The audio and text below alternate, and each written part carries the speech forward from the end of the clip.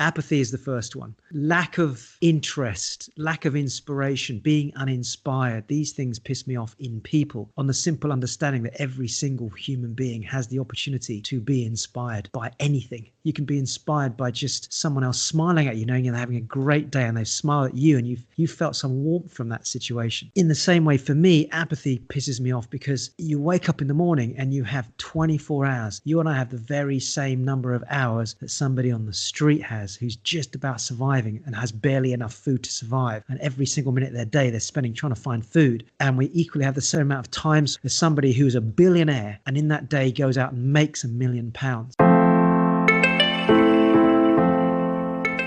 Hello, this is Dr. Rowe, and you're listening to the Growth Tribes podcast with Dr. Rowe and Harms. This is the podcast where two completely different generations tackle the most challenging topics that people are facing today. Above all else, the main reason that we chose to develop and record these podcasts is because we both have a passion for helping people go through life transformation, for improving their lives, for taking their lives to a completely different level. And it's our hope, our genuine, sincere hope, that by the end of each of these episodes, you'll have gained at least one insight that you can take away and apply directly into your own life. Practical tools, voices that come in from both generations, the younger generation with tips and tools, and the older generation with a sense of wisdom and experience, so that you can help unlock your true potential, to give the opportunity to make changes both on a personal, professional, financial and relationship level, and to give you a chance to impact both your lives and the lives of other people around you. So we welcome you. Welcome to the Growth Tribes podcast. Hi, it's Harms here, and I'm with Rowe for another episode of the Growth Tribes podcast. And today's episode is a special one. We're on our 10th episode of the Growth Tribes podcast, and to thank listeners, we asked you a couple of weeks ago to fire in your questions based on observations, interests, or thoughts or emotional triggers that may have occurred whilst listening to the first 9 episodes of the Growth Tribes podcast. And thank you, listeners. We've had quite a few questions come in, which is amazing and fantastic. So what we've done is we're going to work through these questions, as many as we can, in the time that we have for this episode. Now, we've sort of rephrased a couple of them. We've kept the users anonymous, and we've selected some because they're also common questions that Rowe gets or I get, which means that these questions will help the majority. So apologies in advance if we don't get through your question, but please keep firing them through on the Growth Tribes podcast, because if you guys like this kind of style of podcast, we will do more ask us anything, ask us any kind of question kind of podcast. So on that note, hi Rowe, welcome to today's special episode of the podcast. And are you ready to answer almost a quick fire round of questions, I guess?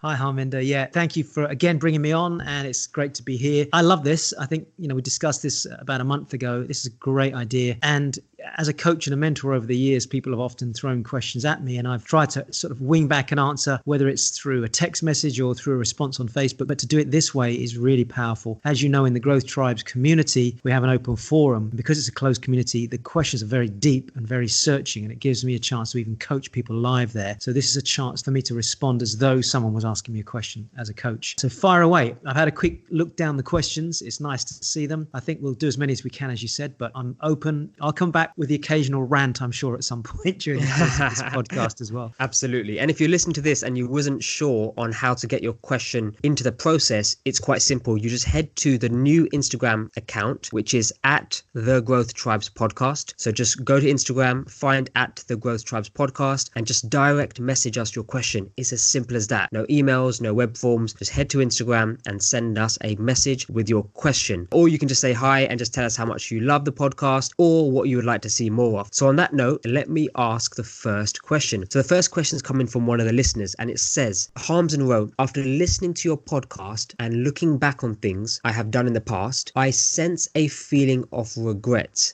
with the amount of time I have wasted. Is this normal, or how can I shed this feeling of regret from the past? Now that's the question, Ro. And I have a gut feeling that's actually from episode 1, which is what I wish I knew in my teens, 20s, 30s and beyond. Because that's where we was actually talking to our past selves in that episode, which was a phenomenal experience for those listening and for us as well. So Ro, that question, I guess the real thing is regret here. Yeah, I mean, I'm going to reflect this back on you as well. I'd like you to add to it. But first of all, so as I'm listening to this, my gut feeling is the person that asked this question, I'm assuming we don't have a sense of the age of this person, but I can't imagine it being a teenager generally, because they don't necessarily have a sense of regret having listening to a podcast about what I wish I'd known in my teens. Probably not somebody in their 20s. Typically, that sense of regret, from my own experience as well, be interested to know what you feel because you're now into your 30s, typically kicks in around the 30, 35 mark. It certainly hits people late 30s, early 40s, but it seems to creep in around that age group. And if you ask me why I think that is, I think it's because of these different levels of maturation that we go through. When we start off, and I've talked about this in the past, but when we start off, we're the adventurer. We want to adventure. We want to go out and discover the world. Then we get into the stage where we start to want to achieve things in life. And that's usually through the 20s into the 30s. And then when we get into the 30s, you start to creep into the first entry level of wisdom growing. And that's when you start to reflect and often start to have regrets. So I suspect this has come from somebody 30, 35, 40. It might be a 50-year-old, somebody in my age group. Either way, it's not an unusual experience to feel regret. And I think I'm going to answer the question a couple of ways. The first thing is, and it might sound a little bit esoteric and a little bit like, yeah, but that's kind of a coachy type answer. The truth is that any sense of regret you've got right now means that you must have gone through a level of awareness, meaning that something that we've said, something that's come out in that podcast or these podcasts has triggered a sense in you that's feeling that you deserve more, that you want to achieve more, you want to experience more, and you wish you'd experienced it at some point in the past rather than waiting to now achieve or experience it in the future. So the regret is more a measure of what you feel you could have done, because now you're starting to see, actually, from what these guys are talking about, shit, I wish I'd done more.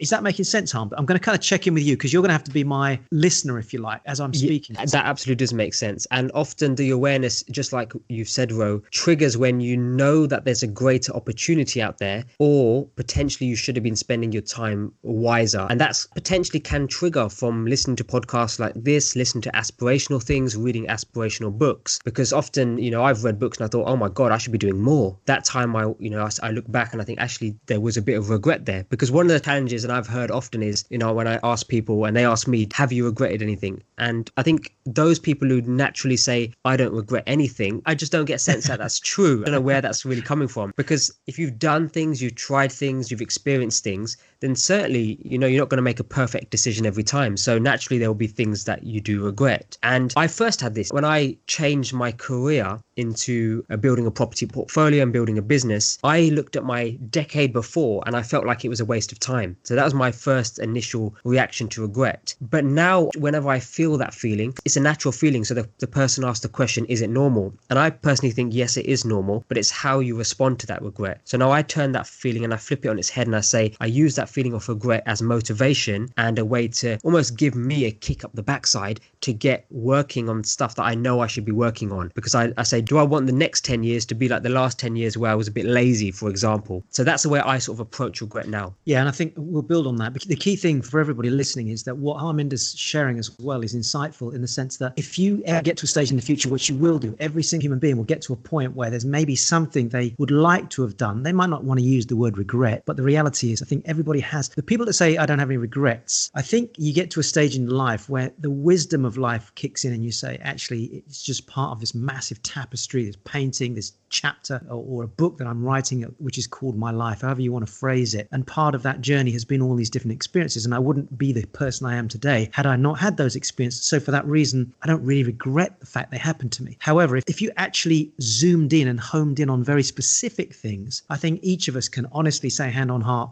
had I done that a different way, I think maybe I'd have been in a different position in that particular area of my life. So yes, 100%, it is definitely a natural reaction for every single human being. And as you said, it's how you then use it. Now you can reframe it, which is an NLP style approach, which means you give it a different meaning. I'll come back to that in a minute. Or as you said, you use it as the fuel in the fire for not wanting to feel that regret in the future. So Harminder in the future has an opportunity ahead of him and he remembers in the past thinking, oh shit, that last time I had a similar opportunity, I didn't do anything about it and I regretted that. Okay, that's my fuel to to make sure I actually give this a go. That's what you're referring to, isn't it? You're using it, Absolutely. if you like, as a log to put on the fire to make sure that the past regret becomes the fuel, the logs of coal, the logs of wood or whatever, that you're going to use to fuel the fire for success in the future, i.e. not to make that same quote unquote mistake that you regretted in the past. That's what you're referring to. Absolutely. But almost, I like the analogy of a log there, because it is a case of putting a log on at a time. So actually that didn't go quite well. Yeah. How do I ensure I don't regret doing that again? Because the opposite of that is having a pile of logs and just setting it alight like a bonfire. And that's almost like a midlife crisis. So you almost want to avoid the midlife crisis stage and setting a light to a massive pile. Whereas one log,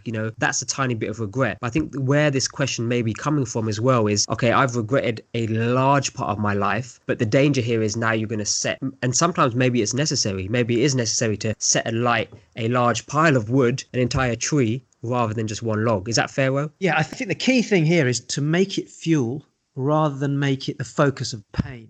And I'll say that again, make it fuel rather than the focus of pain. And what I mean by that is if you hold on to too much regret, you actually start to go into a victim mode. And that's a whole different experience altogether. It's like having the logs, but they're piss wet through. You peed all over them. They're soaking wet. They've been out in the rain. And now you try to use them for the fire, but you're doing it from a place of scarcity. You're doing it from a place of pain. You're doing it from a place of, oh, fuck, why was I do this? Why did I do that? Shit, I can't do this again. Maybe I should get on and do it a different way next time. That's very different to, okay, I made this mistake before. I regretted it. And I said to myself, I'm absolutely not going to do the same thing again. So let me use that as a leverage point to create success, as opposed to a leverage point to create failure because I'm focusing as a victim of what was a past set of circumstances. Very, very important distinction there. I'm going to stay on this theme though, because I want to share two personal shares. Okay. So when I was 35 years of age, what happened to me was I sat in a room learning about property. And, we teach this now. You come and help me on a lot of occasions, and we go out and we run these amazing property events, and we teach people how to become financially free through property. Well, I remember sitting there at 35 and I felt so shitty. How come I'm sat here at 35 years of age? I didn't know this stuff before. I could have been doing this 5, 7, 8 years ago. I could be financially free now. I didn't have to be sitting here now not being financially free. And I went through a short period, and I say short meaning literally about an hour of processing this over a period of the first day, kicking myself a little bit, beating myself up. Oh man, why didn't I know this? And then I quickly dug into what would, of course, at that time been my understanding of the personal development world, which is use it as fuel, use it as fuel, use it as fuel. So I just said, okay, no point in regretting. I need to move forward. So for me, it's a very quick process, because what I've learned is, and mainly because of the experiences I have, but the number of people I've coached, is that if you wallow in it, if you wallow in regret, you start to become a victim of the very regret that you want to avoid having in the future. So instead of you climbing out of the hole and building a mountain, you just become piling in the shit. So the regret just becomes all this mud around your ankles. And the more you focus on it, the thicker the mud gets, and then you get locked in it. And we meet people like this who literally become victims. And they're victims of a set of circumstances, of poor decisions they've made, of something that happened to them. It could have been a parent who said something to them in the past, and then they regret not acting and doing something differently. So if you spend too long focusing on the pain of the regret, you ultimately become a victim. And again, I'm checking in with you. Does the logic of that, have you seen that? Have you witnessed it? Have you seen it? Have you experienced it on a personal level? Absolutely, Ro. And then that victim scenario or that level of regret becomes a story associated with that person. So if you was to have an opening conversation with that person, it's almost like that story would come out every time. They would say the same story to you, the same story to me, the same story to their friend, the same story to their auntie, whoever interacts with them. And it's almost because, oh yeah, that's okay for you, or yeah, I didn't do that because of this, yeah, but this. And then that story seems to hold them back for years. Then it becomes a decade, then becomes 2 decades, and it's still holding on to that same story. Yeah. And actually, if you're listening to this and you know people around you that fall into this, subtly, you might want to recommend they listen to this podcast, because often you might try and tell people something, but it takes another way of explaining it for people to go, oh my God, that's exactly, I've done that, or I'm doing that, or I've done that in the past. So for example, when people come along to our total transformation events, think about an event where there's 200-300 people in a room going through a massive shift. One of the first things I'll have people do at the start of the weekend is to have an opportunity to unload some bullshit, some BS on another person. In other words, they just go blah, blah, blah, for 2 or 3 minutes, and they just tell them all the baggage, all the stuff, all the victim, all the regrets, or whatever it is they have or been carrying around with them for the last 6 months, 12 months, hour, 2 hours, 2 years, whatever. And they go blah, and at the end of that that bullshit share, the other person just simply listens and says, thank you for sharing. So the next time you find yourself wallowing in regret and starting to focus and language that out to another person, take a mirror out and just say to yourself, thank you for sharing, but then move on beyond that. You've got to move on beyond the past so we can get into the future. I love that. Thank you for answering that first question, Ro. So let's now move on to question number 2.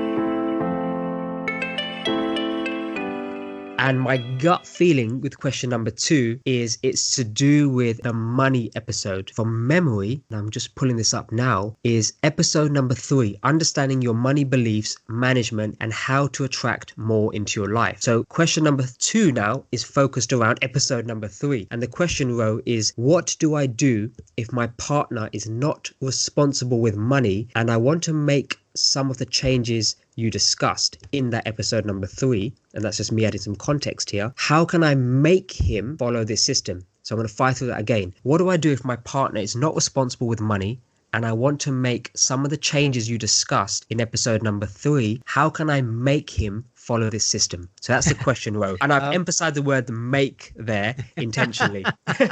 Well, let's put him or her, because obviously this is a lady that's referring to her partner, whether it's a husband or boyfriend, whatever, but it could equally be a her. I don't know if you remember, Harminder, you know, with the Growth Tribes community, we have our live get-togethers where part of the membership is they get a chance to come and spend half a day with us. Yes. And one of the subjects I talked about was money, if you remember, at the last Growth Tribes gathering that we had. Well, there was a lady that stuck her hand up and actually asked this very same question. She said, I want to make changes, but my partner, I don't know if he will be open to doing that. You know, what can I do to make him do this? And I think I want to reverse the question here and first of all say to whoever's asked the question, but for everybody that's listening, and I know this from personal experience, that you physically cannot make anybody change their values, their beliefs, or their outlook on life. Now, you can challenge me on that and say, oh, that's not true. You know, I helped my friend stop smoking, or I helped my friend the other day stop being negative. Yes, you can certainly help them change their momentary state of mind, and you can certainly get them to reflect on the world in a different way. But ultimately, they are the person that makes the change,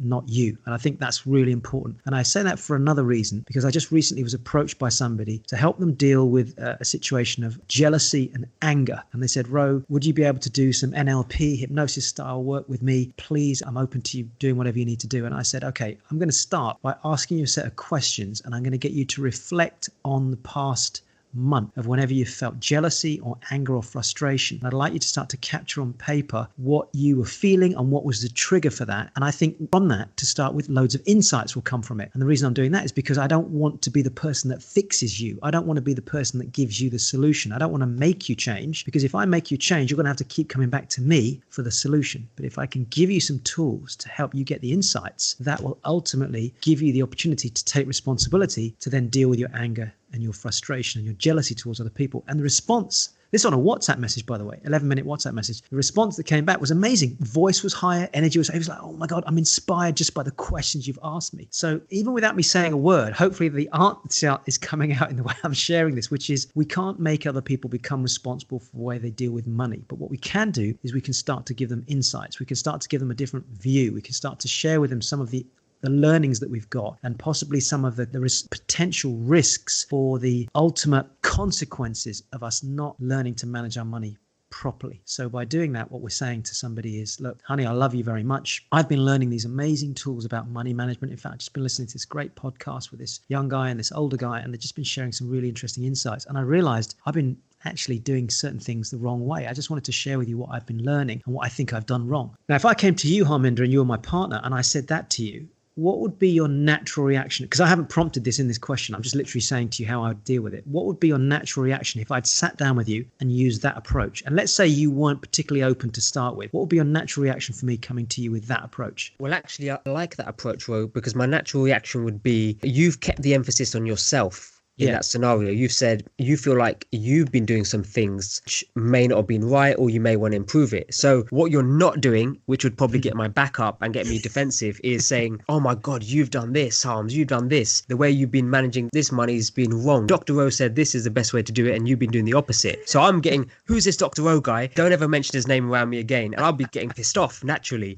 So I think by approaching it in a sensitive, like a diffusing the situation before the situation even arises, is a gentle gentle way to approach it, because the topic of money is a sensitive topic, and we speak about that in that podcast and that episode. It's so deep ingrained in us, and it can really trigger people in different ways. And even within a relationship, which this question is orientated around, often at the start of the relationship you won't necessarily feel, money won't be a large part of the conversation, but sometimes it gets triggered 5 years later, 10 years later, when the relationship has money challenges. So I think if you can have these conversations earlier in a sensible way, like Ro has just started the conversation, I think I would not have my back up. I would be open to listening to what you had to say next. And also, I think we have to remember is that we don't know anything about the partner. So we know it's a him, but what we don't know is how old he is. We don't know what his past experiences are, the beliefs. I mean, this is a good opportunity to listen to the podcast again, ideally with your partner if he's open to doing it. I mean, if this is a life partner, i.e., a permanent partner, an engaged partner, or a husband or a wife, who, in this case is a husband, and this is a long-term relationship, without a shadow of a doubt, if in this case, the wife is genuinely wanting to make changes and she's realized that there's things she wants to do to improve and he's not prepared to do that, then we may have challenges in the relationship. Because fundamentally, if two people aren't growing together, if two people aren't aligning their values, if two people aren't evolving and understanding each other's beliefs and being sympathetic to that, but also being empathetic, but also wanting to grow with the other person, then there's a deeper issue here. Because yes, she might manage to force him, persuade him, whatever, to at least adopt the new money management system that she wants to use. She might even get him onto the Growth Tribes. And if they haven't tried that, this is another great place to go, by the way, for the lady that's listening to this. If you go to the Growth Tribes community, www.growthtribes.com, and if you go onto there and take advantage of, we've got a really crazy offer on at the moment, certainly when we're recording this, like £1, is it, Harms, I think, from memory? Yes, £1 special offer for new So new a pound for like a month. Go and take your husband onto there if you can, or if it's your boyfriend, and see if you can listen to 2 series on there. One is the money series, Mastering Money, and the other one is the relationship series, because there may be something deeper going on here. It might be that you need to work on something within the relationship, because if he's unhappy, what we don't know is he might be open to making changes, but because there's a conflict between the two of you, he might be deliberately doing whatever he can do that's the opposite to what you're doing. So even though he might actually realize, shit, I do need to work on my money and I want to sort my finances out, not just mine, but us as a couple, and I want us to have more wealth and I want to be more successful, but because I'm so pissed off in this relationship, I'm just going to do exactly the opposite to whatever you're trying to get me to do. No amount of trying to make him do anything is going to work. So I would strongly recommend take advantage of that month to start with, and you stay with us in the community if you want to on the monthly subscription, but use that month to at least go and listen to the relationship series, because it might be that you listen to something in there and you realize, there's an issue here we need to work on first before I can even help him deal with the money. Now, I know I've gone a bit off tangent, Harms, but is this making sense? Because I'm checking in with you because you've been in an amazing relationship for a while, but I know that you've had to go through this evolution yourself over certain subjects, and it might be the other way around where Gina's been frustrated with you and you've had to come back to the table and been open to this. Would you agree that this could be more than just money from my explanation here? And I would say yes. I mean, typically when we're working with people, it always is deeper than money, almost always. And what I thought was quite refreshing is the recent Growth Tribes meetup, that whole experience you just explained to the listeners. There was many couples who are Growth Tribes members brought their partners to a personal development experience for the first time ever. I know. And they basically listened to the advice here, and they basically said to their partner, look, listen to the podcast, come to the meetup, just experience this from a third party, from somebody like Dr. Rose, somebody like Harms. They've got no involvement in our relationship, so there's no biases here. They just want the best outcome, and they're going to give some information based on different scenarios, and it's up to you if you want to implement it. So you spoke about my relationship, Ro, and in the past, that's the same process we followed. We're not the same people, but what we did is we attended the same transformational events together. We read the same books, listened to the same podcasts in the car. So all the information that was valuable, like the money mastery system and things that are occurring in Growth Tribes or things that we are listening to in the podcast here, we would listen to together. So your past events, Turning Point, Communicating with Impact, me and my lovely wife, Gina, we would attend those events together, whether or not, and often it's, it wasn't convenient for one of us because of time. It wasn't convenient for one of us because of work. It wasn't convenient for one of us because of whatever was happening in our life. We made time to grow together. And I think if you're listening to this and your partner's not listening, just get them to buy in to the fact that you want to grow with them together. I think that's a romantic thing in a quite a strange way, an unconventional romantic thing.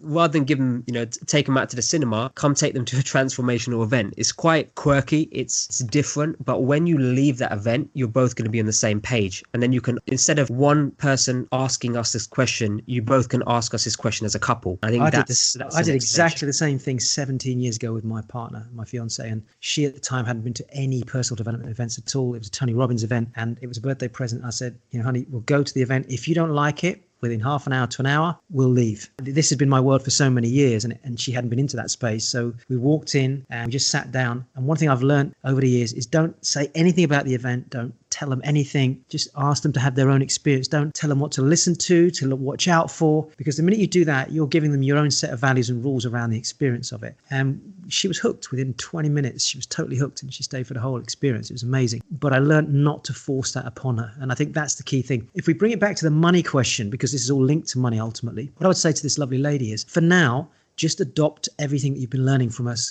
Go and listen to the Money Mastery series and start to implement it yourself. And if you've got a joint account with your partner and he's really not prepared to do some of the things you need to do, you may need to start seriously considering starting to manage the financial side of what you can take control of for now yourself. And it might be you have to come back and check in with us. I mean, if you come and join us on the Growth Tribes community, I can certainly offer a little bit of coaching. If you put yourself forward to this, I can do some coaching live with you there if that helps. But for now, I think just carry on working on yourself and your own system and see if he'll come on board. Start to introduce him to the concept of some of these tools. And I think more than anything, start to align your values. But that's a whole different conversation altogether, because until your values are aligned, you can find it really hard to encourage him to do anything like this, because he just won't be in the same space as you. I think that's probably, and I don't want to be negative, but I want you to be realistic in the sense that we've got to get him on board to the opportunity to change first before we start to quote unquote make him do anything else. Absolutely, Ro. So thanks for answering that question. I hope that's been useful to the listener and the wider audience as well, because many of these questions have been chosen because they apply to more than just the individual. But like Ro shared with you and I've just shared with you, we've pretty much been through a similar scenario, if not exactly, but something similar. So Ro, are we okay to move on to the next question? Yeah, please do. Awesome, Ro. I'm conscious that we've almost done a mini podcast episode of the first two questions already. So we're going to have to speed them up slightly for this next set of questions. So this question that's coming from a listener is, and I think this is from episode number 2, why do you need mentors and coaches now more than ever? So the question is, I have looked at coaching and mentoring before, but decided to save my money. I was unsure whether I would get the results and whether it would be a waste of my money. What is your view on that? And has that ever happened to you? So that's the question that's coming from the listeners. That's a cracking question. Okay. I'm going to come back to you in a minute on this one, because I want to have a kind of an older voice and a younger voice response to this. I think it's very important. Ultimately, and I think we do talk a lot about this through all of the podcasts and certainly within the Growth Tribes community. I personally don't know anybody, and I know a lot of very successful people, millionaires, multimillionaires, financially free people. I don't know anyone who has not achieved any level of success in what they're doing without some form of a coach or mentor, period. I mean, I was just recently watching a series Inside the Mind of Bill Gates. I think amazing. I think I mentioned it to you and we were both like discussing it, weren't we? Yeah. And there's an amazing scene there. I can't remember if we talk about this in the podcast or not, but there's an amazing scene where he is sat in a cafe. In fact, there's several scenes where he is sat in a cafe with his mentor, and his mentor is Warren Buffett. He's obviously a lot older than him. So here you've got 2 billion. I mean, when you're a billionaire, who do you hang out with? You can't really hang out with a simple millionaire. You've got to hang out with somebody that will stretch you to a completely different level. I've been privileged to share the stage with people like Richard Branson on a couple of occasions, actually. And last time I think I shared the stage was when I was down in South Africa and I did a section on property, and he literally came up behind me and did a section on business. And he strongly, vehemently advocated the use of mentors, both within business on a personal level. And he actually said, no matter what I do, I'm looking out to go into a new business or expand into a new opportunity, I will look out who's the best out there, who I think I can get guidance from. And I'm not just looking for people that have succeeded, but I also want to look at people that have had challenges and how they overcame those challenges. Anthony Robbins, arguably one of the best coaches, if not the best coach in the world for the last 30 years in terms of what he does. And he's constantly talked about the need for modeling. Modeling is basically modeling those people that have done something that is above and beyond where you are right now and that what you want to achieve. So yes, one could argue you could save money in the short term by not paying 1,000, 2,000, 5,000, 10,000, 20,000 or more, which is what people have paid me for short-term mentoring. And yes, you might argue that's a lot of money. But when I sat down with somebody and helped them save years of time, i.e. literally shaved years of their working career. I mean, the same thing happened to you to some extent. I mean, how old are you now? 30, you're 30, aren't you? 30, yes. So you're 30, right? You were financially free at what age? Just remind me. 27, that would be the age. So 27, right? So in view of the fact that a 27-year-old nowadays would likely work till 67 in the United Kingdom, you've effectively shaved 40 years of your life. Now, if you've saved 40 years of working, monetary, let's say you put a 50,000 a year salary against that. That is, what's that? 4 5. That's 2 million. If I've got my maths right, you saved yourself 2 million in terms of salaried time. Have I got my head around that right? I think I have. So you've basically bought, you get your calculator out while I'm speaking. So you've done 50 times 40 years. 50,000 times 40 years of time you've won back. What does that come to? 2 million, spot on. So effectively, the time you spent, not just with me, but with the other mentors that you had when you came through your property training, yes, you invested 25K, but that has won you back £2 million worth of time in a salary job. Now, it's a hell of a lot more than that when you look at what you earn as a property investor and what you're going to continue to earn in the future. The challenge, I think, for most people, and I get this now as a 53-year-old, but when I was younger, even I remember thinking, do I really want to pay a coach 150, 200, 300 pounds an hour? Do I want to pay a mentor several £1,000s? I could keep that money in my bank account and try and do it myself. But what I discovered was 6, 12, 18, 24 months later, I hadn't got anywhere with certain businesses that I tried. And this is my 20s. I was trying to do it on my own. One of the reasons I got into network marketing, to be fair, network marketing didn't really work as a model for me personally because I wasn't cut out for that particular business model. But what I took from it was the line of mentoring and coaching that I got from the people that were above me in that particular business. And what I took most from it was actually personal development and communication skills that I developed. And then I took that into my expansion of my own business. And then I got mentors and coaches to help me do that. Now, you're 27 when you were financially free. I think I met you when you were about 25. What's your view of millennials today when it comes to coaching and mentoring? Because it might be different to the one I had when I was back at that age. I think, Ro, there's still a semi-resistance to working with a coach and a mentor because of the amount of information available online that is accessible. You know, you can find so much information online that sort of answers your question. You can type anything into Google and pretty much find an answer, or a very low priced informational product that's out there, that's available. I totally agree. The cost of this sort of content, you're right, is very cheap. It's very cheap. So it's very cheap, very available. Now, the challenge with that is that's the knowledge part of the element. And I think the challenge is generic. It doesn't apply to a specific scenario. It does not apply to you. So what's the magical thing a coach and mentor does is, if you've ever worked with one, the first thing they do is they're asking questions about you. What's your scenario? What do you want to achieve? What's the current strengths that you have? What's the weaknesses that you have? What's the opportunities that you can access? Because not everything is accessible to everybody depending on what situation you're in. So for example, what is your capital starting position? Depending on that will depend on what kind of property strategy you start. And that's a property specific one. Now you could be in business. So now you need to work with a coach and mentor who's business specific. And if you're still debating whether to have a coach and mentor, I highly recommend listening to episode number 2. Just re-listen to that because we do address a lot of these challenges. But Ro, to answer your question, I think that the resistance is because people feel that the generic knowledge which is out there via low priced, low value courses and informational products, that's fantastic. But what it doesn't do is it doesn't add the experiential part to the scenario. So now somebody who's 22, 25 years old, we've got a choice as a millennial. We can either walk the path and experience everything ourselves, which is what I think some people are inclined to do. Bizarre point of view from my point of view. Or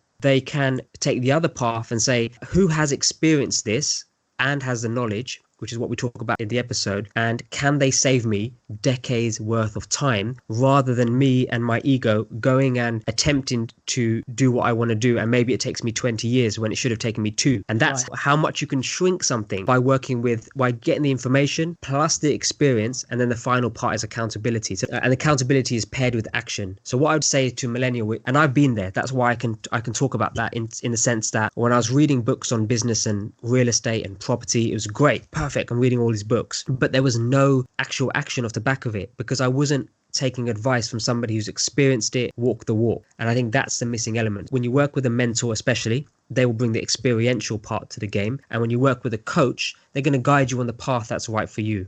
And I think that's, if millennials can approach that, that's important. And if you take business and property aside, Ro, in your career, what the millennials have within our career is something that your generation never had, which is multiple careers. So one of the things, what I was told when I was younger, which I remember from my early teens, is you're going to have a job for life. The moment I got 22, 23, I realized actually I'm probably going to have 4 or 5 different careers in my lifetime. So to transition from career 1 to 2, the coach can help guide you there. From 2 to 3, a career transition coach can help guide you there, because there's going to be lots of stuff happening during that transition period. And you may be transitioning from one speciality with the whole artificial intelligence, the whole technology coming into play, to a completely different industry. For example, I went 10 years as a railway engineer to now starting a different career as a business owner and a property entrepreneur. So you need a coach to transition from that. So for millennials, I think the quicker we can get comfortable with working with coaches and mentors, the better and the quicker our transition will be when change comes. And it's going to come. We have no choice but to see that happen. Without a doubt. I've written 3 things down actually as you're talking there. I just got a notepad here. Can you make a note, Harminder? I think we should do a podcast on career transition. Within the Growth Tribes community in the Vault there, we actually have an amazing series where I do an interview, a 5-step process with one of the UK's leading career transition coaches. You've literally just sprung a thought into my mind, which I think would be a good actual podcast for us to do. And she goes through step by step, firstly how she did it, but then how she's coached some very, very, very high level people out of their careers who were stuck because of their attachment to that career. So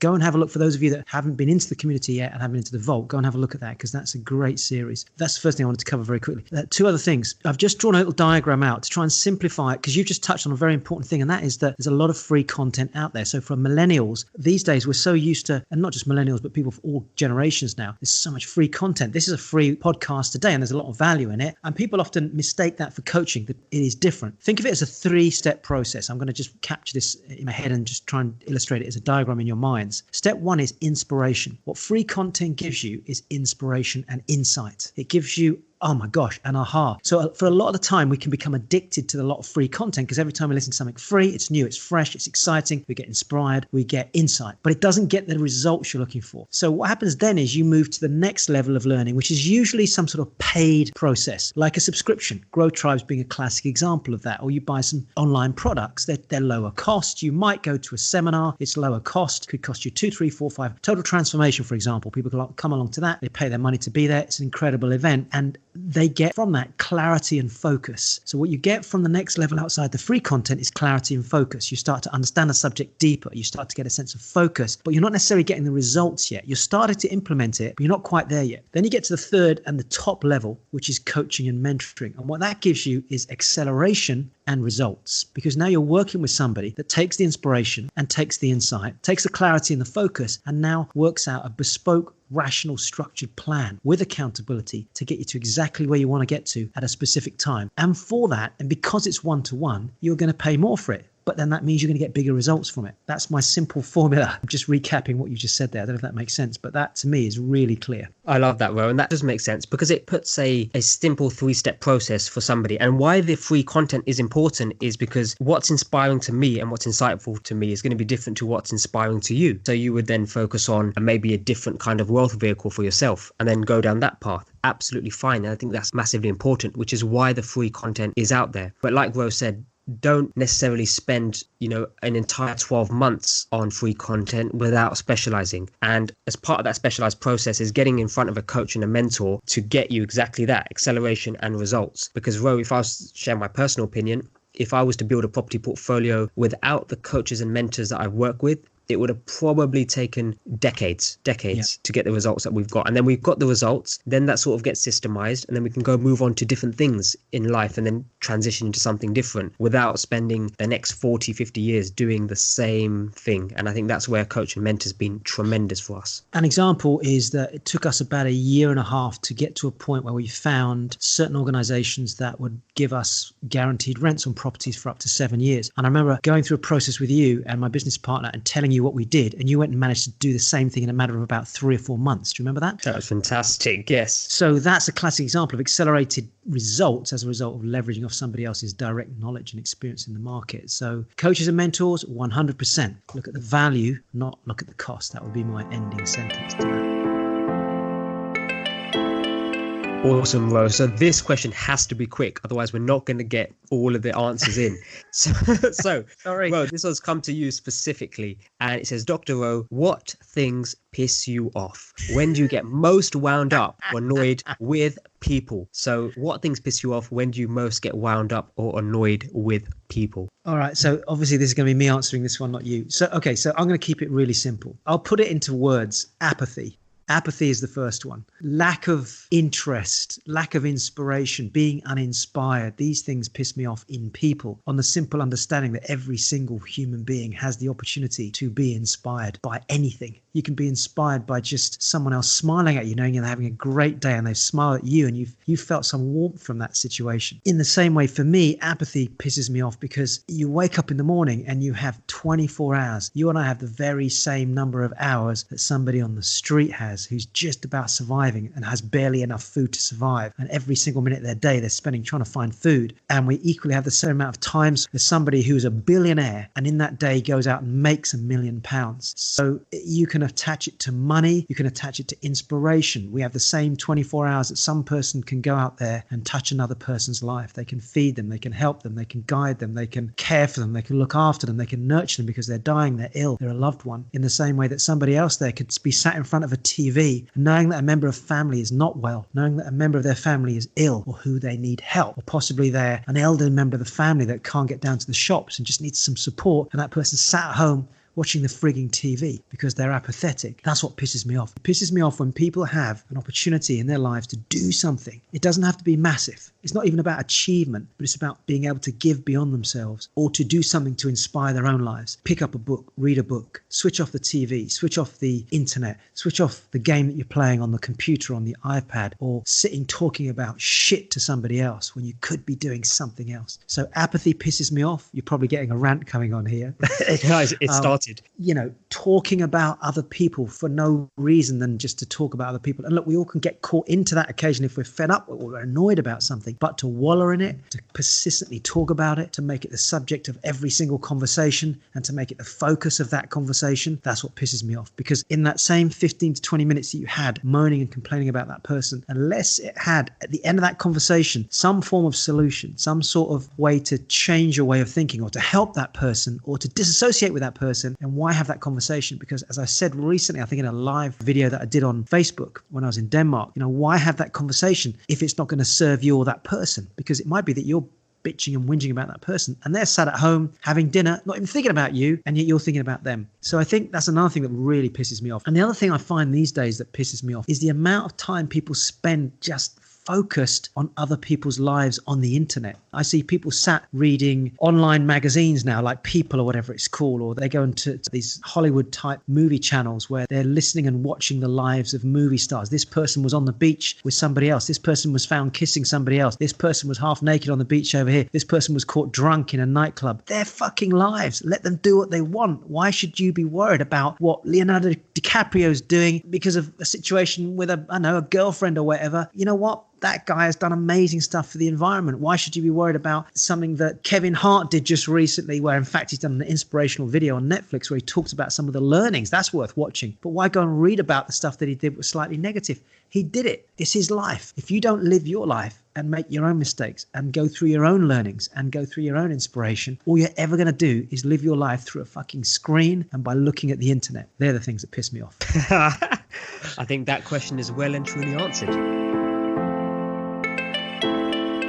So, Ro, the next question we have, and if you're listening at home, I have nothing to add to that. That's well and truly answered. So the next question is pointed towards myself. So let me just frame this one. So Harminder, I loved the podcast you and Dr. Ro did on anxiety. I wanted to ask you a personal question. I actually get this question a lot. I've just quickly read ahead. When you reached the point when you were ready to leave your job after building your property portfolio, did you get anxious? Had you delayed it? How did you deal with any fears or risks? Great question. I get to go silent. Good. I've had a Okay, so that is a really good question. And I think first thing to put into context is, and again, it's a bit of a coachy introduction, which is you have to put my life into the context of my life at the time. So I had just got engaged to my fiance, and my fiance was supportive of everything we was doing, and we had an aligned set of values and beliefs that we wanted to go build a portfolio so we could gain back time, so ultimately one day we could be full-time parents. That was our mission. So that was the context of why I was doing what I was doing at the time. So what we didn't have was children at the time. You know, we didn't have lots of bills and expenses here and there. But what we both did have, keep in context, was well-paid jobs, in the sense of, if you take what the average salary of the UK is about between 25 to 29,000 pounds. So we was earning above the average salary. So that's what I say when I say in terms of a good salary. So that was a context of where we were. Now, the question is, was we anxious when leaving that? The answer is yes, of course I was anxious. And heading back to one of the questions that we've already answered, I had to work with a coach, mentor, no names, by the way, is Dr. Rowe, to help guide me through that process, because I could have stepped away from my career about 10 months before I actually did decide to step away from that salary. The big thing I was holding back from and resisting was that ultimately my identity at a certain level was attached to that career. So I was 10 years in that career. I'd worked pretty much a promotion every other year. I was getting promoted. That was going to continue to go up to a certain point. Within every industry, there's a certain step on the ladder that you can get to. So it was a case that if I step out of my career, I'm no longer an engineer. I'm no longer this person. I no longer have a team I'm managing, a team about 30, 35 people I was managing. I no longer have that team. I no longer have the position I held. So all of these things played into my anxiety for stepping out. Plus there was the financial element as well. So, you know, property is a passive income if built the correct way, but it still requires attention. A property still can get voids. If you're running a HMO strategy, you know, you could have a few voids in the house and then that becomes an expense. So one of the things we had to ensure, and Ro walked us through it, is the property portfolio built in a way that the income is strong. The income won't dip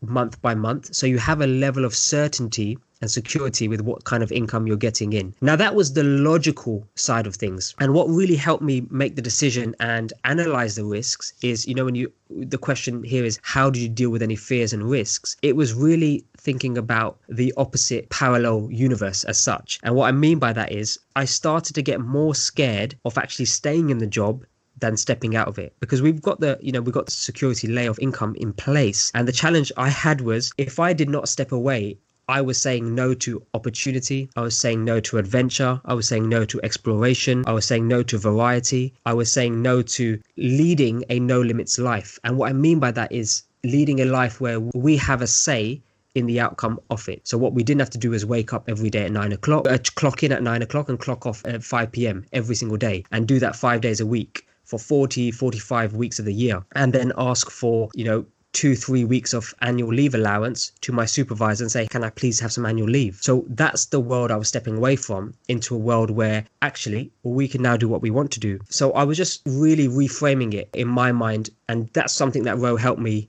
identify. If you're earning this much in your job, get out there, get out into the open wide world with the skill set you now have, and go earn double that, go earn triple that, go make it your mission to be a full-time parent, which is what you wanted to do in the first place. Does that make sense, Ro? Yeah, I mean, I think the other thing as well is, when I listened to what you're saying, what was clear as well, that you were logicking a lot. Although, yeah, we can use the word anxiety, but I actually, if you remember, I said you're almost trying to rationalize it, and rationalize, think about it was like you were logically giving me an argument why this hadn't been done, why he hadn't made the decision, why he hadn't made the move. And the coaching was more me just ripping all of that and out of the way and saying, okay, well, fuck all that stuff. Let's look at the future. How does it look? When we painted that picture and the two of you sat in front of me, it was complete, and your face just lit up. I think you knew it was there, but you were still in your engineering head. It was almost like you were trying to put a project management around the argument. It felt like that anyway. And if I had not had that conversation with Ro, and this links nicely into the mentor and coach topic, I would probably have stayed in the job for 2, 3, 4 years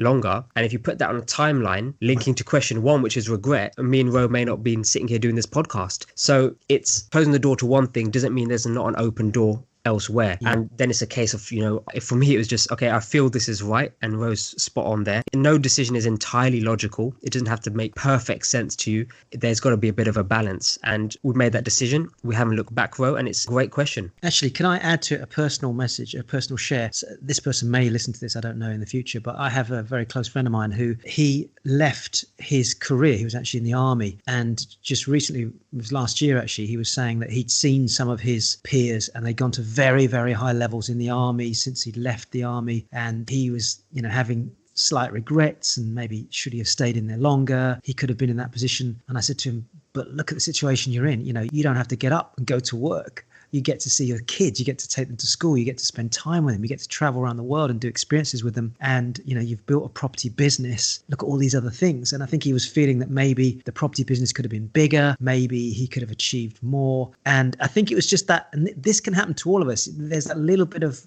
looking back over the fence and seeing how it looks from the outside. And that comes back to the sense of how you measure success. Do you measure it against labels, titles, levels of career change, how far you go up the corporate ladder? And I've managed to steer my way through that over the years. I've never had any regret, but I know occasionally it happens to people. And this is where it's really important to not get anxious about it, but to decide. I mean, I remember saying, well, if you want to go back, go back. Funny thing is, if I said to you right now, Harms, you know what? I think you should go back to work on Monday. What would be your first reaction to that? I'll say no way. So just about to touch on that, because I was about to say, if you had said to me, you said to your ex-military friend and said, I tell you what, go back for a year and then tell me what you feel like at the end of the year. Exactly. If we went back into the workplace, it may have looked great from the outside because you're seeing all your friends. And this, again, we're going back to social media, that maybe they're posting, I've just got this promotion, having this dinner, or whatever's happening in that circle. Because often people do talk about work on social media as well. It sounds great until you have to go on the conference calls, until you're on call 24/7, until you're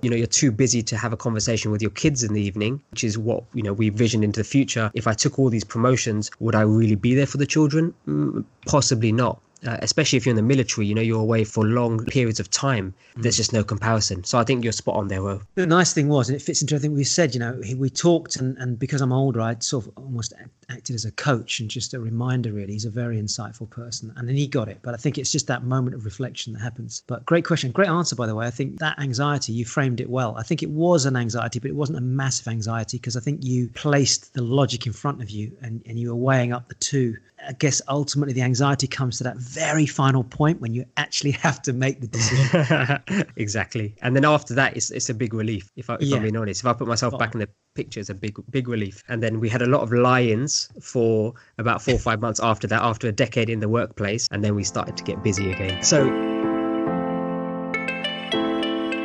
on to the next question. So this is a parenting question, Ro. So, Dr. Ro, you have made it sound lovely to have kids. And Okay, so hold on. Is this referring to the podcast we did on parenting? I believe it's Am I Ready to Be a Parent? Okay. So that must be that. And but also, so I made it sound lovely to have kids. Okay, good. Go on. Keep going with the question. Yeah. And also for those watching, if you're interested in parenting, Ro often, at least once a month, is putting out a parenting video onto his Facebook, YouTube, Instagram. So do go check that out if you're interested in the parenting topics. So Dr. Ro, you made it sound lovely to have kids. And I wanted to ask about the challenges you feel you have faced as a parent. So it's question mark. Which elements should we be prepared for? And knowing these now, put you off. What would put you off knowing what you know now? So would it put me off knowing something? Okay, that's a good question. Yeah. So just recapping in my mind, what we talked about in the series was, am I ready to be a parent?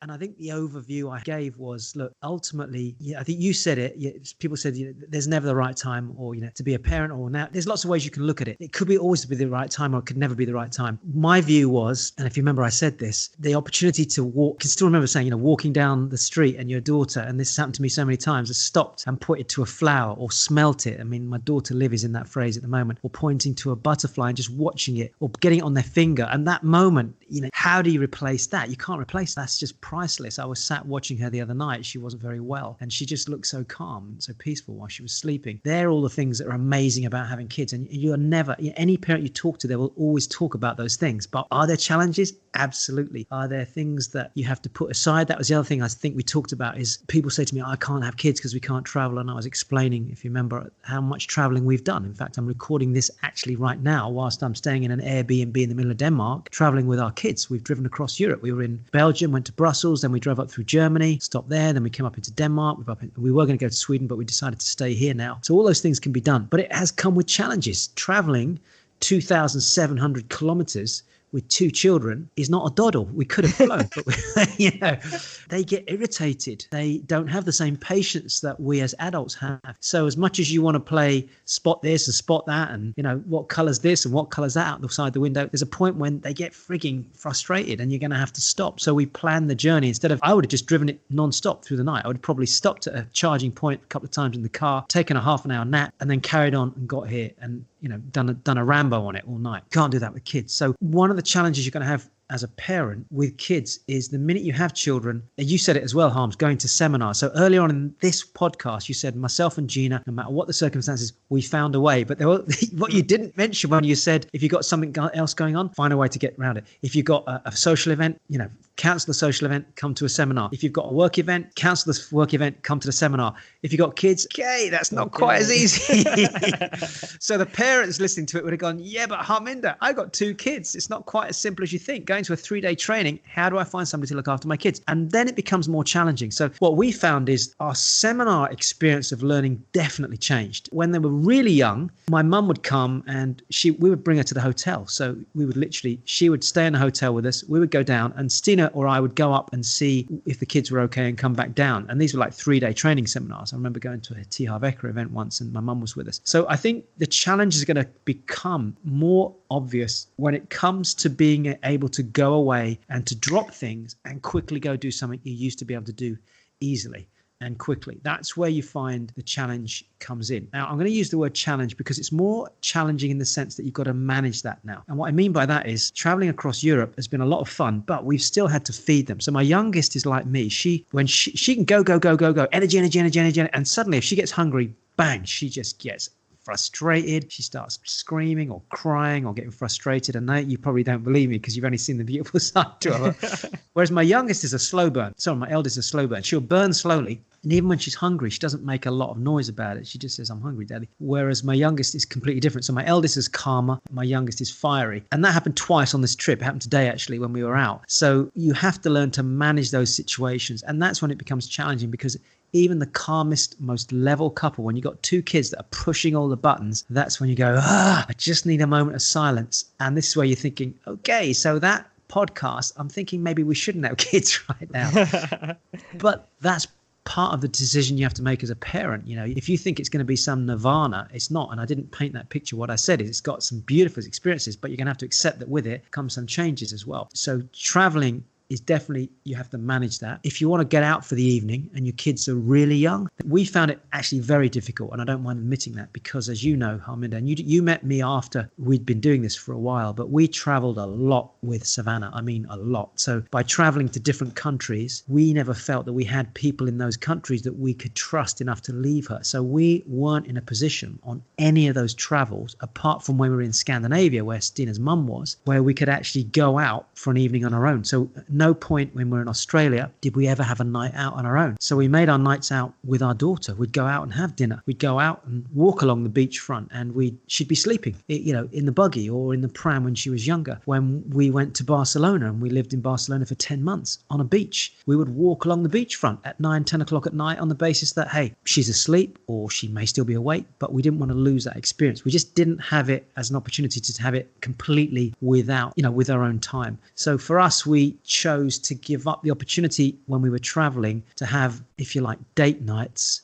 They were date nights with Savannah being Is this all making sense? I'm chatting a lot here. I don't know if it's making sense. That does make sense. I think I would say revisit that episode, because one of the things Ro does talk about is the lifestyle. And that's also why I asked Ro the lifestyle question, which is, how did your lifestyle change? Because that is typically the biggest thing that's going to change for you. And that lifestyle means, social events. It's your lifestyle at home. What's your lifestyle with your work, with your job, with your businesses? Everything's going to change. Of course it is. That's a given. And Ro explains that quite well in the podcast. So it's how do you manage that when that time comes? And one of the things he points people to is the time management series in the Growth Tribes Vault. So, www.growthtribes.com, head over to the vault and then just select that series. You may just want to explore the time management series, because I think that's something, when we have children, I'm going to be revisiting myself, because I'm going to have to get more efficient with my time as well. And the life balance series as well, which is slightly different to the time management series. Yes, it is. Very important series there as well. I just add to it as well. We've had more arguments as a couple, more high volume discussions as a couple since having the kids than we did before we had the kids. And that's because high volume discussion. That's a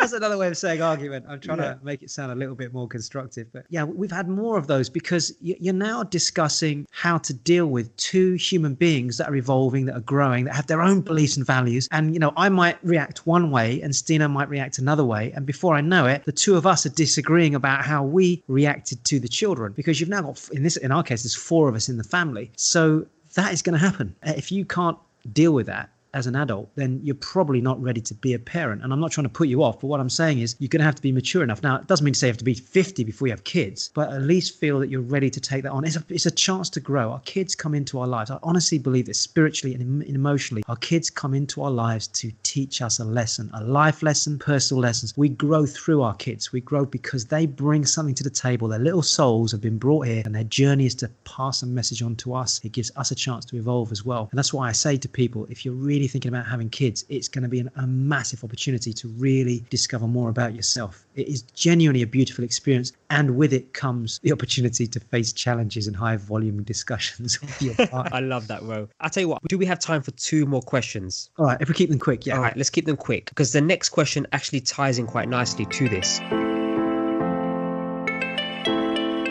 So the next question is, Dr. Rowan Harms, you are spot on with people having children later. So the same episode, but it looks like that was quite a popular one. So you are spot on with the concept and idea of people having children later and even getting into serious relationships later. So I think they're talking to the millennials at the moment. Okay. I am seeing this with my friends who are dating someone new at the age of 30, 31, and even later. So with this in mind, how do I make sure the person I'm dating wants children and is ready for children, since the new relationships are starting later? I think that's a fascinating question. Wow. Okay. So, the simplest way to answer this question is when you go on your first date, you need to have with you a 27-page journal. Now, that 27-page journal needs to have every other page blank and every other page written with a specific set of detailed questions. No, I'm only joking. I knew you was going with that one. Where you ask them questions over dinner, and at the end of and if they don't get the right answers, then you quit the relationship at that point. No, jokes aside. Best first date ever. Total transformation is what used to be turning point events. People used to bring a partner with them, a new relationship partner with them, and say, if we can go through this 3-day training, maybe we can find out if we're supposed to be together. And it was fascinating to see the changes that happen in people. On a serious note, I think it's a bloody good question, because at 30, 31, 32, 33, 34, 35 years of age, and I was in that situation. I was 35 when I met my fiance. She was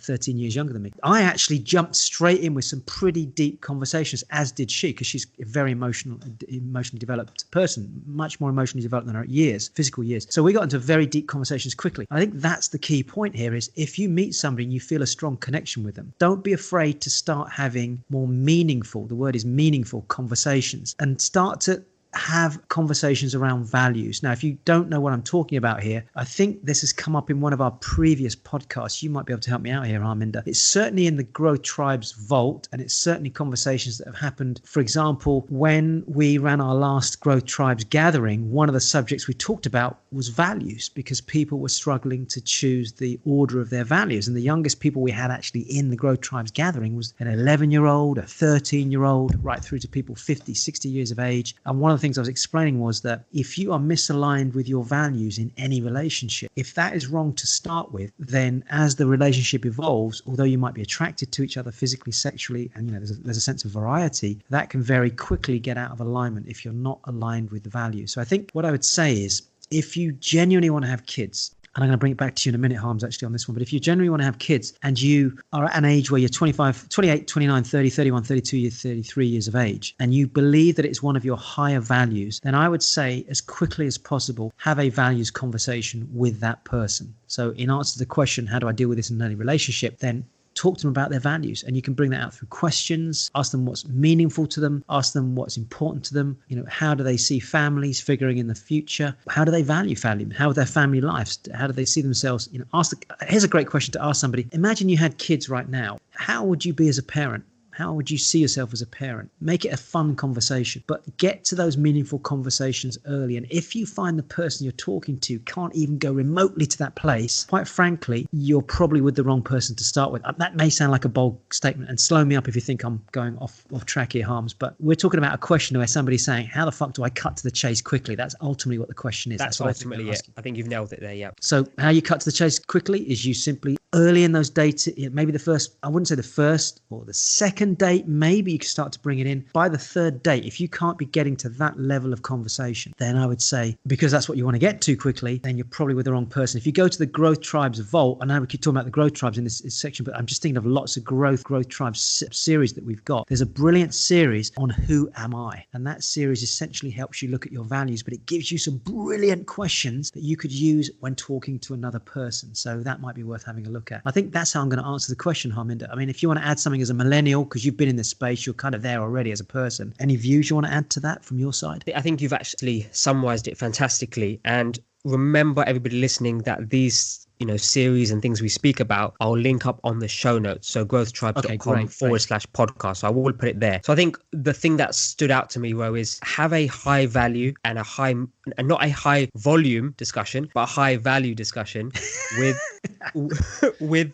with your partner or your future partner or potential person you're dating. Is just have that meaningful conversation. I think that's the big thing that stood out for me. And don't be afraid to have that conversation, because if they do back away and say, oh God, this person's a bit forceful, then Ro's spot on. It's just not the right person for you. Because if they're not at the age of 30 to 35 starting to get into that mature state to have that conversation, then you're with an immature person. And again, I'm just following on your lead here, Ro, with a bold statement, because they've had their 20 years, they've had in their 20s to go explore stuff, do exciting things. And maybe another question you can ask them is, tell me some cool things you did in your 20s. Because what you don't necessarily want, and again, there's no right or wrong here, there's just an observation, is somebody who's done nothing in their 20s and now they want to explore everything with their partner in their 30s, and having children is not a part of that exploration. So I think that's something to look for as well, because what we often find is people are so obsessed with their careers in their 20s, Ro, that one day they wake up when they're 30 and they're 35. It's a millennial thing, and they think, oh shit, I'm now 15 years into my workplace. Whereas in the past, careers were starting later, you was getting those promotions later. Whereas now people when they're 25, 27, because they come to the workplace with such a great skill set, they're very savvy, they're very switched on, they are getting promotions. So their identity is attached to their career place. Next thing you know, they're 32, 33, 34 years old, and they're thinking, oh boy, I've not thought about a partner, I've not thought about children, I've not thought about where I'd like to live one day, what my dream home. So all of this gets pushed back slightly now because there's so much emphasis put on the career. So there is slightly a millennial thing going on here. So I'd say just be conscious of somebody who's experienced nothing in their 20s and they now are in their 30s, and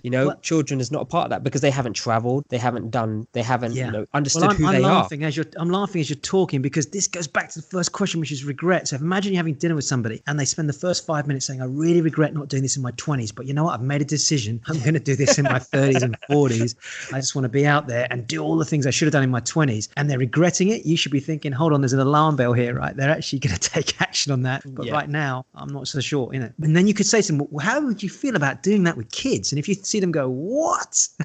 Then it's probably the wrong person to be with at that moment in time. Go back and see them in 10 years time. Absolutely. And I think that answers it well. And again, just really listen to that podcast. We do answer these questions in layers, but it's a fantastic question. A note here. I think you've just hit on something, and I think this is going to come out. So high volume discussions and high value discussions. Why don't we make those 2 chapter headings in the new book that we're writing at the moment on growth tribes? What do you think? That would be amazing. That will become one of our, for those of you listening, when you do see the book come out, look out for this. There will be a chapter called High Value Discussions. I think that's a brilliant title to a chapter. I love that. Yep, noted. That's noted. Okay, final question, and then I think we'll sign off. And again, for all the listeners listening, thank you for listening and entering these questions. And again, if you want to know where to place these questions to get them answered in the first time, because maybe you thought, well, I was a bit worried, I didn't want to submit a question. We don't mention names because, some of these questions can be personal. Because one thing we do in the Growth Tribes community and the Growth Tribes podcast is we have meaningful, high-value discussions. Hopefully, by now this is not a surface discussion. So to do that, just go to the Growth Tribes podcast on Instagram and you'll find it there, and send us a message. So finally, on to the last question. And this ties in nicely with the last episode we did, which was how to achieve what you want in 2020. So that was the episode. So Ro, the question is, okay, so I've set my goals, but the thing I'm really struggling with, and I struggled with it in 2019, is sticking to my goals. I've struggled with this and it's almost an ongoing theme. That's how they phrase the question. To give you some context, I am passionate about them because I understand you said you have to feel passionate about your goals in the episode as well. So what we know is they're passionate, but they're struggling to stick to their goals. And they're asking us the question, what do I need to do? Okay. So I think the first thing that comes to mind when I hear that is, and again, if they were online with us now, I'd ask them a coaching question. And if the person's listening to this and wants to be coached, I'm going to keep throwing it out there because this is what we're going to be doing through 220, is get yourself into the tribe and actually put yourself forward to be coached on this particular subject. And I'm happy to do it with you live there whilst we're in the tribe. The first question I would ask that person is, and I suspect the answer is no to this, and it goes back to the other question you had earlier, is did you have an accountability coach? And I know this even from my own experience. If I don't have people around me that I am accountable to or accountable with as business partners, because I have many things going on at the same time as well as being a parent, sometimes, even for me, certain things can slip down, the pecking order of commitment as well as importance and as urgency. So I think the first thing to do is, once you set your goal, is write down who you're prepared to be accountable to, apart from yourself, of course, to make sure that you're not going to slip on these goals in the future. Meaning, let's say, for example, Harminder was your coach and you'd engaged him to coach you. You would know that every 2 weeks you would be calling him up for a half an hour call, and that during the previous 2 weeks you would have achieved X, Y, and Z, and that when you speak to him in 2 weeks' time, he's going to ask you, well, how did you get on with the 3 goals you set yourself 2 weeks ago? Goal number 1, how did you get on with that? And then you become accountable to that person, in this case Harminder. And the coach's responsibility there is, apart from kicking your ass and making sure that you take action, is to also find out several things. Number 1, what was the reason that you didn't achieve the goal if you didn't achieve it? And what can we do moving ahead? And again, I'm asking you these questions because you can actually write this down now. What can you do moving ahead to make sure you don't make the same mistake again and you achieve it the next time round? That will be one of the questions they're going to ask you. Another question they're going to ask you is, what resources were you lacking that stopped you achieving this goal? Because that's very important. And number 3, one of the questions they're going to ask you is, from a time perspective, what time did you dedicate to this? And should you be dedicating more time to this in order that you do achieve it moving ahead? Now, Harms, I don't know if you're picking up on this, but I'm kind of answering the question by being a coach at the same time. Do those 3 things plus the accountability, do you think that helps in this answer here? I think that does answer the question. And if you want an example of what I did in the past, actually, Ro, I don't know if you remember, but 5-6 years ago now, one of the early things you do with people who work with you is you implement a buddy system and an accountability system. Correct, yeah. Where you would pair people who are on the same level. So you're pairing right. people who are working towards a similar goal, and their job is, and I've actually,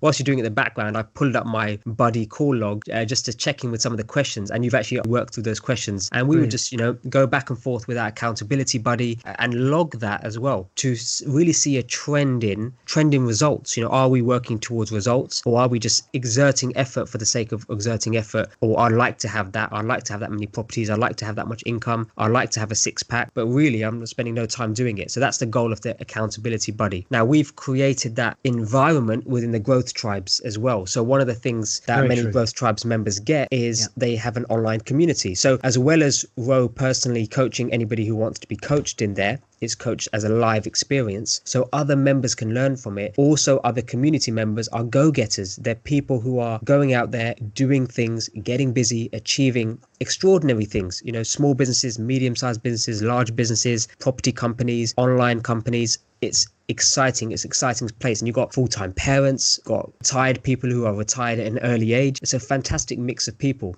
And one of the things that people will do for you if you reach out and ask is hold you accountable for your goals, and you can publicly declare them. That's a great way to get a public declaration of your accountable goals in this safe space. But put the goals in front of people who are going to be rooting for you, people who are supporting you, and almost your online cheerleaders. And that's what I like to refer to us as.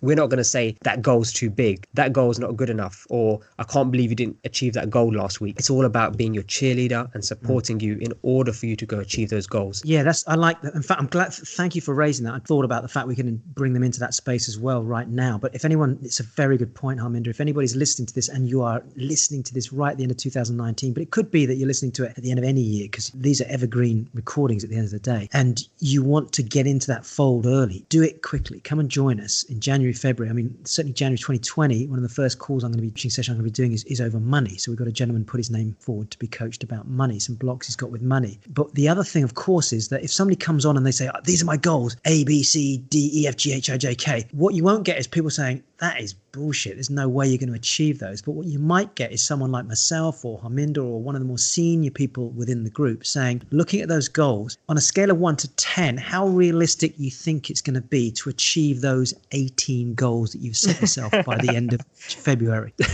At which point it gives you an objective chance to step back and go, actually, that's a good point. Realistically, I might only achieve 5 of these. So then you start to get coaching through the fact that people are feeding back, sharing their own experiences as well. So you'll find that there'll be a natural feedback rather than a critical feedback. Absolutely, Ro. And I think if that's the space you're in, then go grab the opportunity, head over to growthtribes.com and you'll find out information there. There's a chat app on the website as well. So do speak to one of the team to make sure it's right for yourself also. So what I say, Ro, is thank you for answering these questions. One of the great things on the podcast normally is we follow a theme, a trend. So there's an extra challenge, an extra layer of challenge here where we're going back and forth. But I think everything tied in nicely. Again, massive thank you for submitting your questions. And for those who want to submit in the future, just head over to the Growth Tribes podcast Instagram page, send us a direct message in there, ask us your question in there, and we will log it for the next time we do one of these special episodes. For those who didn't get their question answered, apologies, but keep plugged in.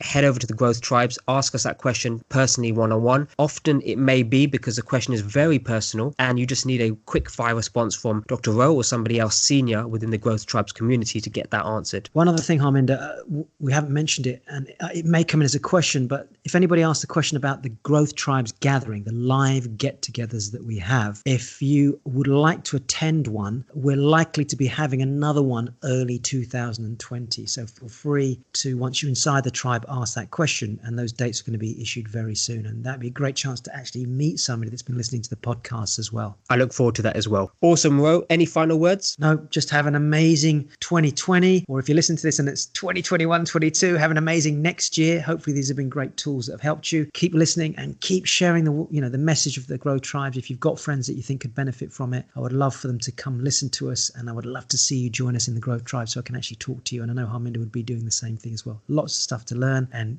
amazing opportunities to experience in the future. Amazing. Have an amazing 2020. Wishing you all the best from myself and Ro and the whole team at Growth Tribes. Thanks for listening to the Growth Tribes podcast in 2019. We shall see you in 2020. Hello, it's Dr. Ro here. Harms and I would both like to personally thank you for taking the time to listen to this episode of Growth Tribes. And if you've gained just one insight, something positive that you're able to use on a personal level, on a professional level, to help your life, maybe even other people's lives, then we'd love it if you could take action on one of the following things. You can either simply subscribe so you don't miss out on any other great insights coming up in the future.